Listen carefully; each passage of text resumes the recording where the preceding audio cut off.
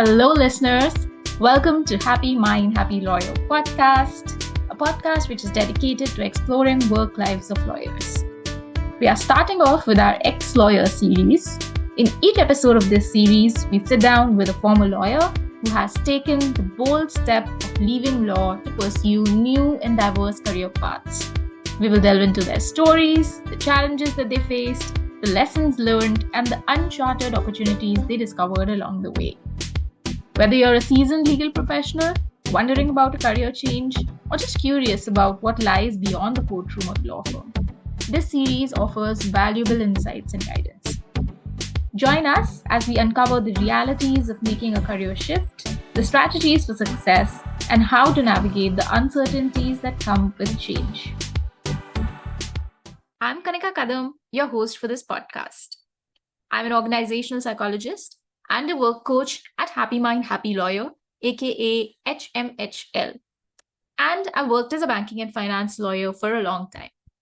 At Happy Mind, Happy Lawyer, our aim is to help people build happier work lives, whether it's within the legal profession or outside of it. We offer consulting and workshops to law firms and organizations on their organizational behavior issues and coaching and mentorship to individual lawyers for their work-related problems.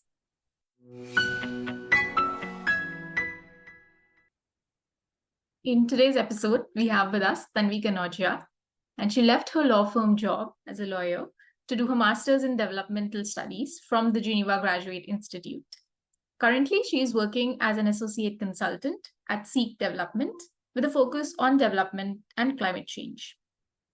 Hi, Tanvee. Welcome to the show, and thank you so much for being here with us today. Thank you so much, Kanika, for having me, and I'm really looking forward to our conversation today. So the first thing that I want to ask you is actually about your current career, because I was so fascinated that you are working in climate change, and also since recently just the Supreme Court declared the right against climate change a fundamental right, it's even more intriguing that you're working in this space. So what is it that you're doing, and how is the work, and how do you like it? Yeah, super. I am currently working for a strategy consulting firm, and they are a social impact consulting firm. It is called Seek Development, and it is based out of Berlin. It's relatively small compared to the big law firms in India that I was interning with and working with. It's 40 members, but it's really good work, and they do mostly work for international organizations, NGOs, in order to help them devise the best strategies to meet global and regional development goals.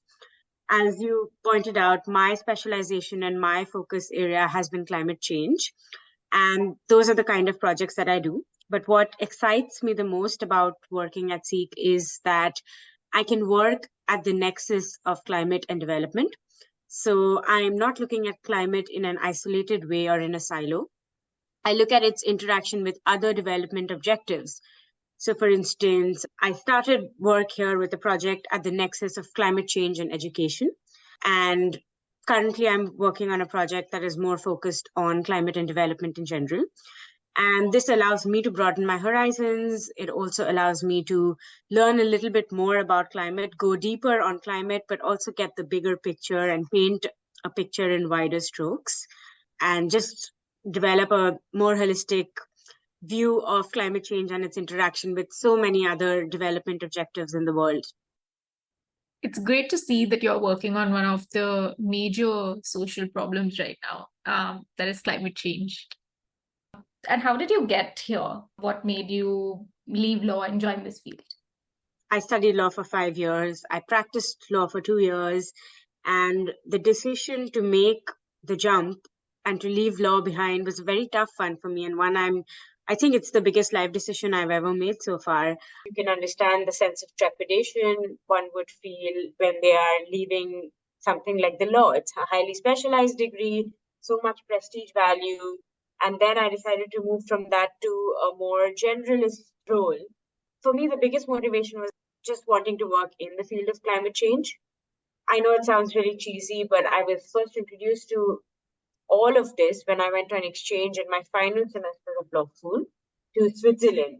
And I was so inspired by the people I was living with and just the youth in the city who were so up to date on climate change. They were joining Greta Thunberg's Friday for Future strikes. And this was all new to me. It was such a culture shock because at that point of time in India, I felt that there was barely any conversation on climate and the environment. And I realized how grave the situation was. But of course, I had this law firm job lined up. I was going to come back from Switzerland, and the very next month, I was going to be in Delhi for a job. So I decided to keep this on the radar, and I did a couple of online courses on it and try to understand if this is something that I'm truly interested in. And I was really interested in the issue, and I felt that it was my calling to contribute to this issue in some way or the other. As young people, we don't focus on the causes that are close to our heart, then who will? And that was really a big motivator that pushed me towards switching careers. At the same time, of course, you would understand that the stresses of being in a law firm were already taking a toll on me physically and mentally. Then I was really not feeling my best or the happiest while working as a lawyer in India. And I was just seeking career that allows me to make impact in a field of my choice while also allowing me to take care of myself physically and mentally. And did you ever think that you were going to leave the law when you actually joined law school, or even got a job at the law firm, or while you were working at the law firm? When I joined law school, I definitely did not think that because as an 18-year-old, I don't even think we are truly informed about the consequences of a career choice. Nobody tells you and impresses upon you that you have to live with this choice for the rest of your life because that is the expectation in Indian society, right? Career jumping is considered bizarre. It's something out of the normal. And but yeah, at the time I joined law school, I don't even think I had an understanding of what the law is. I was told that I'm a confident public speaker, that I communicate very well, and that I have the traits to be a good lawyer. I'm detail oriented, and honestly, these are all good qualities for a lawyer, but they are not exclusive to being a lawyer.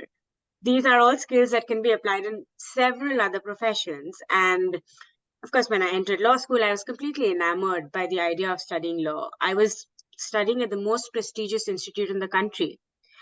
Just the idea of it was overwhelming. At the same time, it was just reassuring that, of course, you must be meant to be a lawyer, right? There cannot be any other choice. You've done so well in this exam and you're here now. This must be for you. So I think that is what I saw when I entered law school. I must say, I really enjoyed studying the law. I really enjoyed the study of it, the academic exercise, placing it in the context of society. It made me such a critical thinker. I don't think so many other professions in India allow you that ability to question and constantly seek answers. And that is something I really truly took away from my time in law school and from the legal profession as well.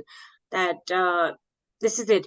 But as soon as I entered, I started working in as a lawyer. I realized that the practice of law is vastly different from the study of law in the sense that it is not that academic an exercise and creativity and originality are valued, but only if there is a previous decision which says the same thing. So you're constantly hunting for a decision which is approving your creative and supposedly novel argument, right? But those don't go together. And I realized pretty early on that, I was not enjoying working as a lawyer. It is true with any profession that, you need to hone your skills, you need to refine your skills. You do the same thing multiple times and you will become an expert at it. But I wanted a little bit of this, a little bit of that. I wanted to keep challenging myself, keep growing. I did not want to become comfortable doing the same thing. And that is why I realized that maybe the profession was not for me. The other thing that made me realize that the profession was not for me was kind of a personal anecdote, actually. I realized that this argumentative attitude that lawyers have, this desire to win every argument, was trickling down to my personal life. Like, I could not back down. I was not talking to understand. I was talking to prove a point. I was talking to win, essentially. And I had a moment where I reflected on this and I was just like, this is really not the person I was. This is not the person I want to be. And how could I change that? I thought about it. How can I change that within the legal profession? Like, how can I be someone different? Can I be the outlier? And I realized that that would not be a trait that would be very well appreciated in the Indian legal profession. Maybe somewhere else it's very highly valued that, you can take a step back and analyze and be like, okay, sure, the fight is yours.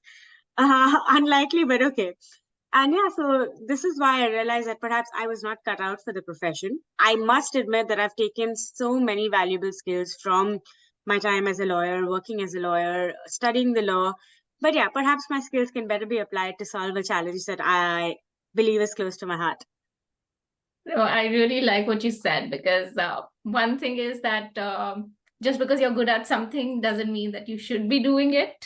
And the second part also that you talked about winning an argument, I can really relate to that as well because I felt like, sometimes I was arguing and I was aware of the fact that I am arguing just for the sake of it, like, just so that I can win it.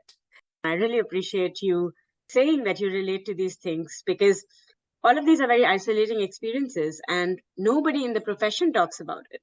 Like I could not go up to my superior and say that, the big problem that I'm facing while working is that it is changing me as a person. I'm sure that would get quite a few laughs. It's you have to fit within the culture as opposed to, thinking that, oh, why am I changing? And how was your experience working within the law firm and what kind of work were you doing there? So I wanted to start working in dispute settlement, but essentially the work that I was doing was a mix of two.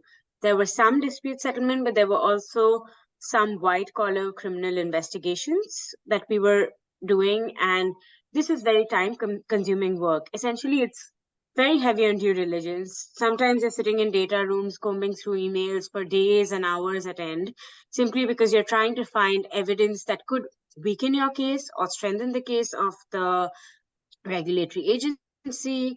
And yeah, I think it was good work. It was very high quality in the sense that these were cases that were being talked about in the media. It was really big stuff that was making headlines everywhere. Our set of clients were really good, very prestigious names. As a young lawyer, this is all I could have hoped for, that, I was working with such big names, that I was working with such big clients, but it was not just giving me the satisfaction or joy that I was hoping for. And I don't think during my 2 years I ever I heard a complaint about the kind of work that I was doing. It was just not exciting for me. And not to say that it was not exciting for somebody else. It was just not something that was sparking joy in me.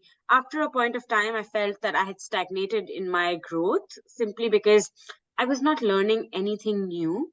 And that for me is the biggest problem because for me, the only thing that keeps me going is that I have to keep learning something new.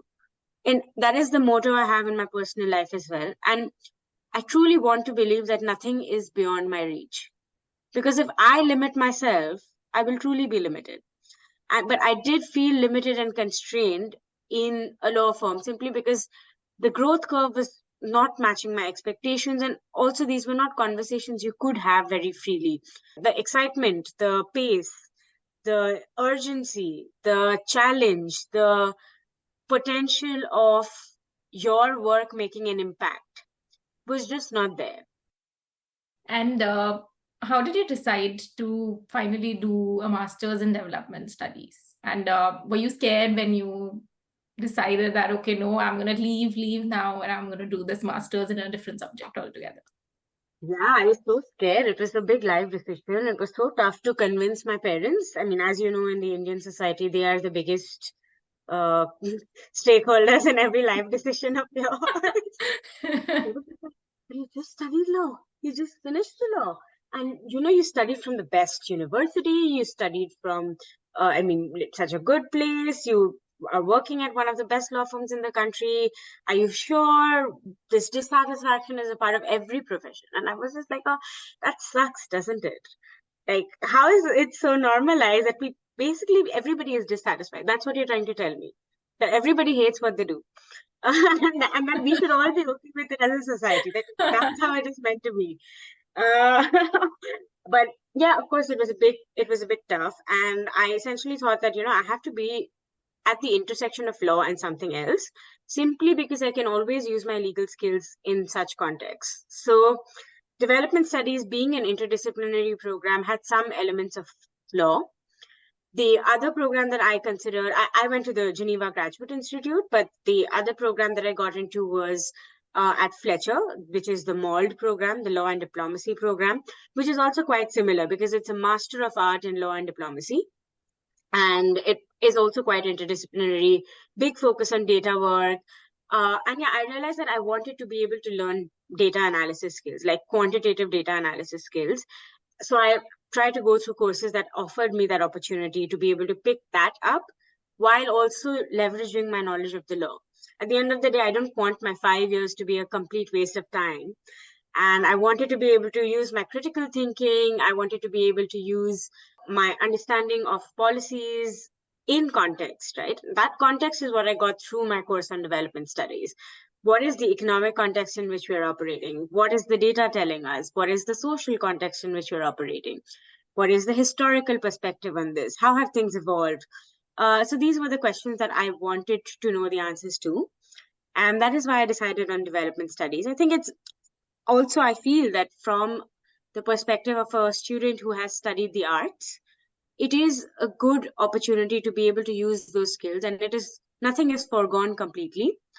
But yeah, so that is my development studies. But I cannot even tell you how scared I was. These are the years in which you can make mistakes, but then these mistakes have huge consequences. There's no free lunch, no mistake is consequence free. And I was quite skeptical initially, but then I had to place faith in myself and in my decision making and just go for it. And I don't regret it at all. I think it's been a tremendous learning experience. I've not only made wonderful friends, I've met wonderful colleagues. I've done work that has challenged me beyond limits, made me think where I can be useful, how I can be useful, adapt, learn, so many of the things that are so valuable in the legal profession as well. But now I'm just applying it to a different context. What did you feel was the most challenging part of this career transition?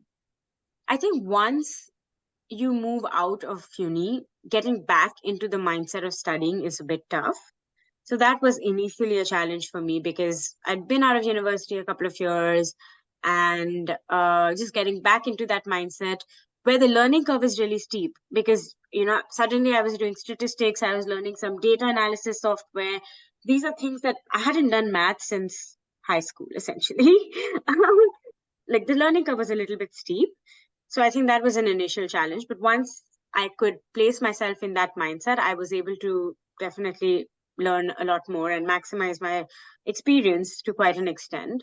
The other thing was, of course, convincing people. Like, I feel like we are so susceptible to other people doubting us that yourself the best. But the moment somebody expresses like a tiny semblance of doubt in your work or in your ability, I think it just sends you into a spiral. And what are the major skill sets that you think? I think you've already mentioned quite a bit of them. Critical thinking that you mentioned, the ability to, learn new things. Is there anything else that you took away from your legal journey and which has helped you now in your current career? Yes, absolutely. I think communication is the biggest one because that is the bread and butter of a lawyer, I feel. Lawyers communicate so well, they're so articulate, they speak so well, but not just that, their written communication is so good. Like something that I learned from my first supervisor at a law firm was just how wonderful his emails were. Like, really, they were so well thought out. Everything in the email made a point. Everything was relevant. There was no beating around the bush. It was just so well done, so well explained. And even sometimes, with the law, you need to explain things to lay people or explain things in your jurisdiction to people from other jurisdictions who are not that well versed with concepts in yours, right? And that is the task of being a lawyer working with multinational clients. I think that's something I've really taken away from my time as a lawyer, just the ability to put your thoughts out, the ability to communicate clearly, make a point, don't beat around the bush. That is something that is relevant in every profession, I believe, because you're constantly communicating, right? You may not be writing emails, but you're communicating with your coworkers. You're giving feedback to somebody, or you're receiving feedback. You're on a client call, or you're, even at the back end, you're speaking to somebody else. You're interviewing people. These are the kind of things that I'm routinely a part of. You do research all the time, and how do you crisply communicate your research so that it's useful to somebody else? So that, I think, is, other than critical thinking, that would be my biggest takeaway from my time as a lawyer. Something that I believe is applicable to any profession anyone chooses outside of the law.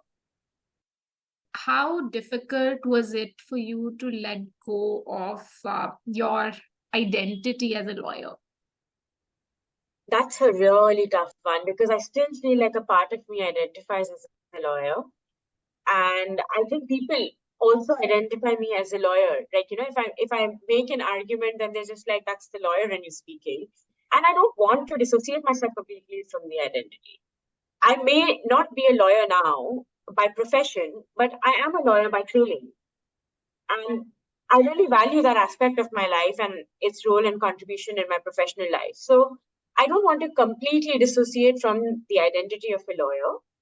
At the same time, I understand that I'm doing something completely different now, and my identity revolves around that too.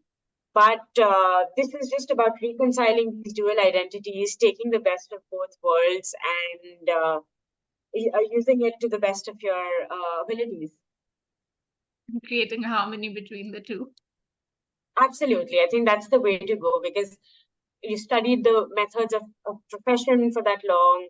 You can't really dissociate yourself from it. Maybe you are not actively practicing it, but I still think it's always going to be a part of your identity. A specific aspect that I want to ask you about is on financial planning. So, while making a career shift, finances play a very important role, and it's a huge consideration. So, for somebody who is probably thinking of doing a master's in developmental studies, do you have any suggestions on how to do better financial planning? Yeah, I mean, that's a great question, because I feel like that is also something that inhibits a lot of people, because most of these interdisciplinary programs are actually 2 years long. So that's kind of expensive compared to even an LLM, right? At the end of the day, you have made a big financial investment in your education when you study the law. And I understand that it can be a challenge to finance a master, especially if it's outside of India, right? Where everything is so much more expensive because of purchasing power parity. And I would suggest that, of course, there are many interest-free loans, etc., that are available in India now. The first thing I would do is look at merit-based scholarships in the universities that I'm applying to, and many of them do offer substantial merit-based scholarships.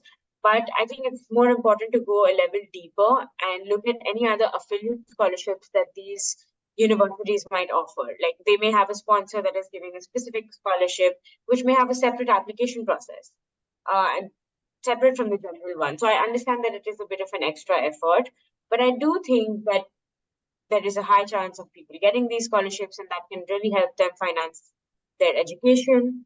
Another thing to consider perhaps could be working while studying, and that is far less stigmatized outside of India. In India, people think that, okay, if you're studying, you have to only study. But I think that being able to work and study together is a really great way to finance your education, or at least your living expenses in a new city. But of course, I think planning is the most essential. Making sure that you can tap into all of these resources will definitely help. Has your work-life balance changed after you moved out of law? Is there a difference between now how it was when you were working as a lawyer and after the career change? Absolutely. I think my work-life balance has changed significantly, and that's because my work now allows me to prioritize a lot of things that were of personal importance to me. So I can prioritize personal learning, I can prioritize personal interests, I can now make more time for workouts and make sure that my physical fitness is okay. I have more time to myself. even if it's just reading a book or spending that time on learning a new language. I feel like I am more in control of my time now than I was before. And that, of course, stills the balance in the work life balance, but also gives me an immense sense of comfort and relief. I also think that mentally I feel like much more relief because I was somebody who was constantly on my phone simply because you were constantly expected to be responsive. And I find that to be so stressful. I was constantly hooked to my phone, just checking, oh, is there a new message? Even if there isn't any, I would check every 5 minutes.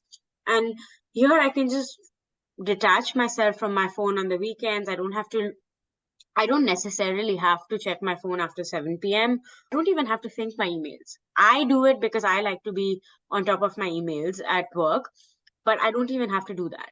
Yeah, I think more than that, of course, there's a lot of choice, right? And I feel much more relaxed. I feel like once I leave work, I can truly leave work behind. That is good to hear. My next question to you would be, now that you're out of law, and you can look at the legal profession from this outside lens, what do you think about the legal profession now? It's just surprising how fast things are changing. But because one of the things that I thought of was that, okay, the legal situation in India with respect to climate change is still quite nascent. And I would still stand by the statement that even the recognition of it as as a fundamental right is only one of the first steps. There's a lot of action to be done. There's a lot of work to be done. But it really pleases me to see that things are still changing and they are changing for good. And I hope that they can continue to change for good. But I'm also very relieved on the other hand because I'm seeing that work culture in India is deteriorating significantly. And the work culture in the legal industry, I think, has hit an all time low. As an outsider now, I can really feel that, okay, is this what is happening? Are people still working 16 hours a day? Are people still getting abused at work? Especially because now I work in a very different setting and I hear these stories and I'm shocked. I'm just like, is this still happening in 2024? This is still normal. I joined the profession, like I started practicing 5 years ago. And I'm not sure if things were this bad then or now people have more avenues to report this or more avenues to bring it out to the public. But I'm just hearing a shocking number of very disturbing practices in the workplace. They should really introspect and figure this out. And, it's not about 3 people complaining or 5 people complaining. It's really about understanding that other people need to be treated well to be able to function efficiently. You cannot mistreat somebody and expect everybody and expect them to show up at the 100% every day. As an outsider, I can really feel a sense of relief that, thank God you distance yourself from that. That doesn't speak too good about the legal profession. And I definitely think there's definitely something that needs to be done about that. And I think we are just starting with the awareness phase of it right now because of all the incidents that are coming up. And we have a long way to go to actually change the working environment in the legal profession. But I have faith that we will get there sometime. But I think everybody was aware, Kanika. Don't you think so? Like, this is something people knew about the moment they did internships. I mean, as a second year student sitting in a law firm, I knew about all of this. It's good that people are speaking up. But yeah, I mean, of course, this is the build up. This is like then you will reach the crescendo and then something has to happen. Because I feel like these practices have existed for a long period of time. And it's only high time that people talk about it and bring it to light and try to find a solution. For me, it's not just that oh, this is a problem. What is the solution? What are people doing to fix it? I would like to see more of that as an outsider too, as somebody who has friends in the profession who are routinely affected by these things. This please fix culture of like sitting at like restaurants and working till 3 a.m. doing some due diligence. I feel bad for my friends, because I wrap up work here at 6 p.m. and I try and not look at my laptop. And my workplace encourages me to do that. And that is quite liberating. It's just so nice to feel that way that, I don't have to stay up till 3 a.m. Of course, I'm willing to. If I need to do it, I'm willing to. But yeah, with the legal industry, it seems like, you don't have a choice. So that is very disempowering. It's very disenfranchising. So I would want lawyers, and especially young lawyers, to reclaim that choice, to be able to feel empowered and feel strengthened and feel motivated at work, and and feel that they're appreciated. No, you're exactly right. The problem is that people are aware of it, but it's just recently that people have started bringing that into light, or talking about it in a more open manner, or even just acknowledging the fact that the problems do exist. So that's where I do see the shift. Okay, moving on. Is there something that you miss about working in the legal profession? Yes, I think for me, the one thing I really miss about the legal profession is the creativity of arguments. Something that I thoroughly enjoyed even when I was studying to be a lawyer and while practicing as a lawyer was going through arguments, and then there would be a wow moment, and I would think to myself, this is such a cool argument to make, or really, this is so clearly and directly applicable to the context that the case is discussing. And that was really, for me, that kind of creativity is something I really enjoyed. And I do miss that a lot, because finding the best legal argument for a particular case, I think that is the most gratifying thing for any lawyer. Of And what do you feel is the most rewarding thing about your career now? course, when you make a career jump, you have to be convinced that your next career move will be rewarding, or at least will be more rewarding than your previous career. But for me, I feel like this career shift was quite rewarding in the sense that it allows me to create an impact path for myself, working on an issue that is very close to my heart, which I think is the defining problem of our lives. Perhaps climate change, if not the most important, is definitely one of the most important problems in our lives. Maybe our parents don't feel it so strongly, but we are the ones who are going to be facing the brunt of it. We will be the ones who will have to figure out ways to solve it. And the most rewarding thing about it is being able to be a part of that process, being able to contribute even to a limited extent to making a change in a field that I'm passionate about. Other than the learning, I find that the appreciation of my colleagues is the most rewarding. Ultimately, you can put in your best effort, but that validation and that appreciation is what spurs you on, right? And validation of your work in any form is good. Like, even if you get negative feedback, it is good because you can learn, you can build from there. And if it is positive feedback, it is so encouraging that your work is appreciated. But I don't think the culture of giving feedback is strongly embedded in India. The culture of giving positive or negative feedback. And when you give negative feedback, it is surely poorly given. So it can be really demotivating. But here, when I'm given negative feedback, it is that, okay, take this as a way to improve. And I really like that, because ultimately it makes me feel like somebody else is also invested in my growth.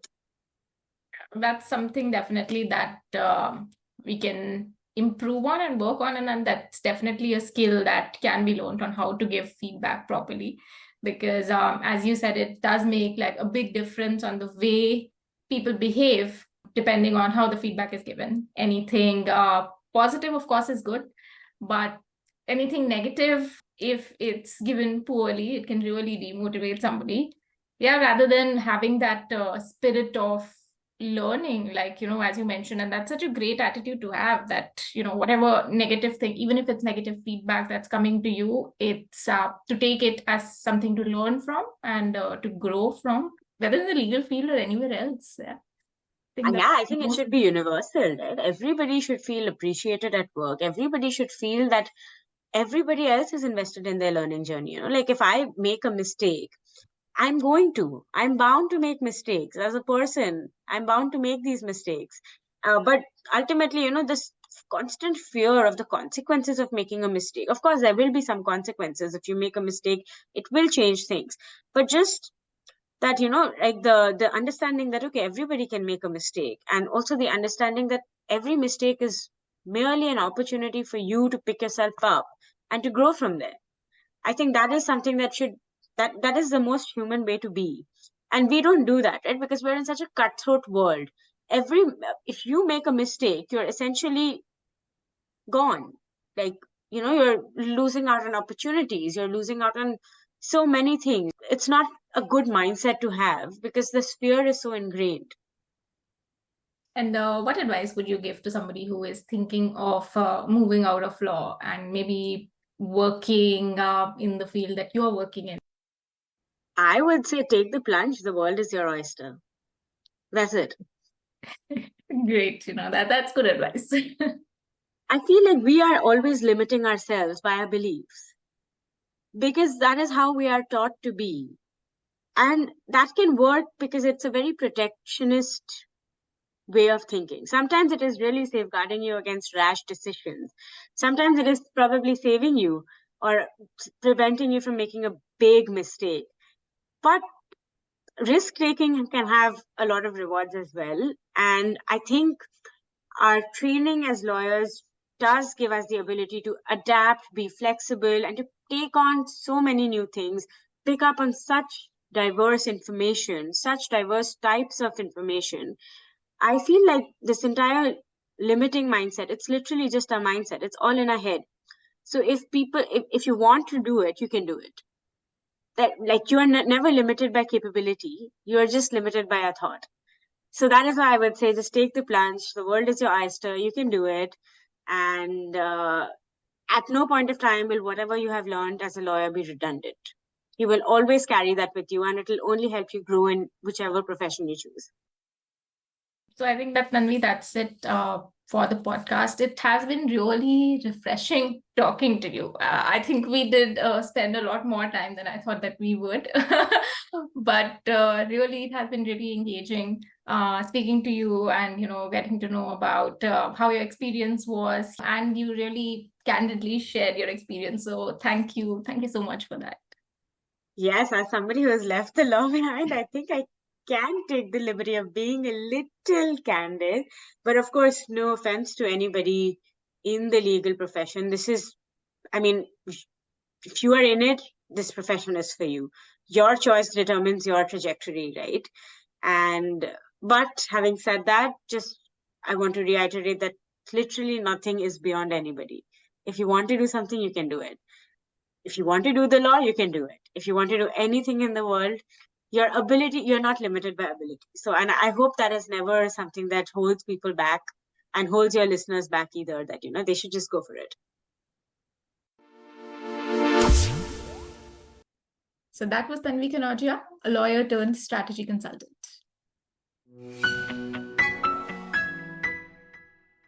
Thank you for joining us on this episode of the HMHL podcast. It's our hope that these stories and insights not only inspire you, but also empower you in your professional journey, whether within the legal field or beyond.